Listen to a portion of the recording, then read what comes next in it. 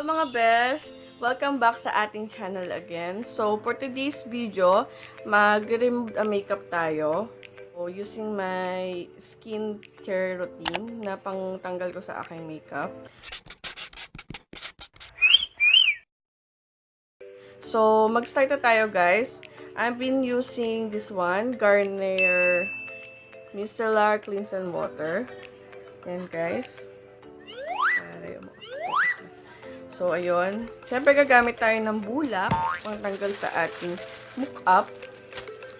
So, yan. Huwag lang tayo ng isang cotton balls.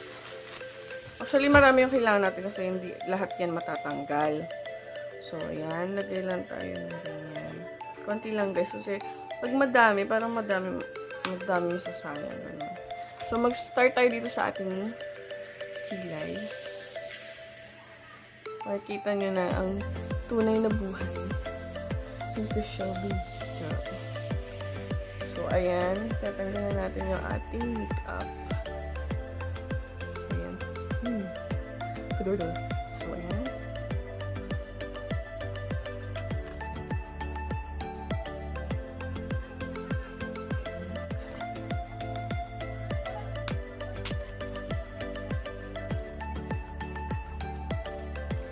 Ito kasing micellar, cleansing water na to, nakapag-remove siya ng face, eyes, and lips.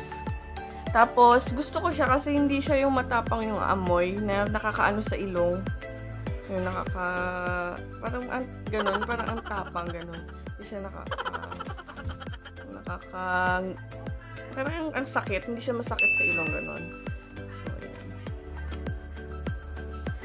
Para matanggal yung mga makeup natin. Siyempre, hindi lang to yung gagamitin natin. Mag-glams din tayo mamaya. Pero ito lang. Pero hindi lang siya yung...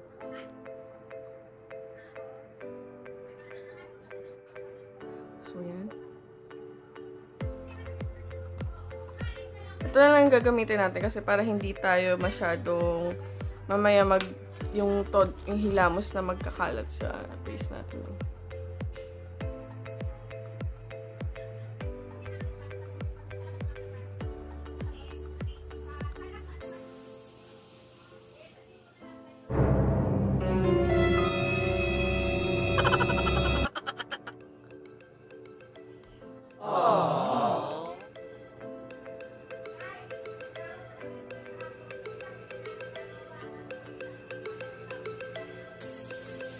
So, ayun guys, natanggal ko na yung aking makeup. Pero hindi pa yung lahat ng dumi na yan natanggal na. So, maghihilamos tayo guys.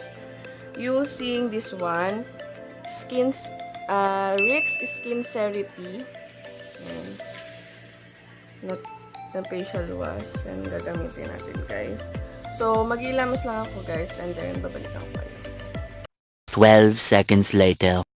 So, ayun besh, natanggal ko na yung aking makeup at nakapaghilamos na rin ako. Hindi pa yan lahat natatanggal yung mga dirt na yan. So, maglalagay pa ulit tayo ng isang punasan pa ng micellar cleansing water. So, dito sa under eye.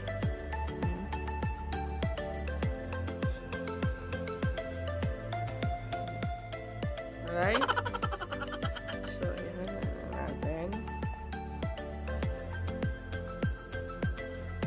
Wala na siyang sigurong dumi. Pero eyebag ko lang yan. Yung ano. So, yan. Next natin, magto-toner naman tayo. Ang gamit kong toner is itong Rix SKINCERITY Rejuvenating Toner. Yan. Lagay lang tayo ng isang patak. Tapos, dab-dab lang natin sa ating face. Ito kasing Rix SKINCERITY, nabili ko siya ng package na. May kasama na siyang facial wash, toner, tapos sunblock, saka serum. Yung serum, sa gabi ko siya nilalagay.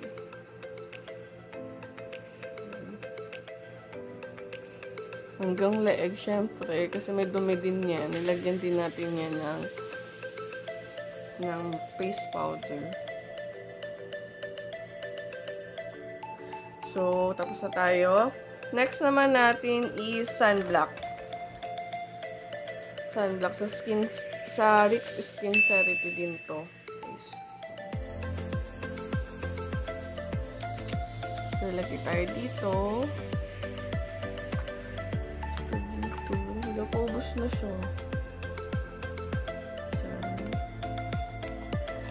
Importante guys na may sunblock tayo sa ating mukha para napoprotektahan yung skin natin.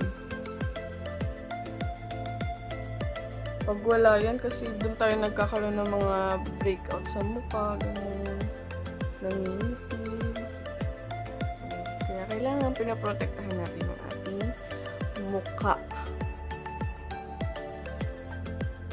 So, yan guys. So, huwag nyo masyadong rub na rub, ganun-ganun lang. Para hindi ma-damage yung ating paslak. Massage nyo din. Dapat pataas yung pag-massage. Lagi ko yung sinasabi. Sinabi ko yung sa isa kong vlog. Pataas. Para hindi lumaylay. Pag tumanda na tayo, hindi laylay yung mukha natin. So, after nun, maglalagay naman tayo ng moisturizer. Kailangan din natin ng moisturizer sa ating mukha, guys. Ito yung gamit ko, Nature Republic Aloe Vera Gel. Yun. Maganda ito ilalagay yung sa rep, guys. Nakapag-close siya ng pores. Yan. Malamig siya sa mukha. Siyempre, nilagay natin sa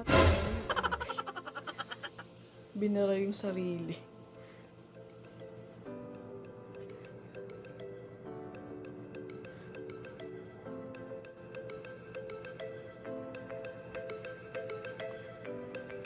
Guys, natanggal ko na yung aking makeup. Tapos nakapag skincare routine na rin tayo.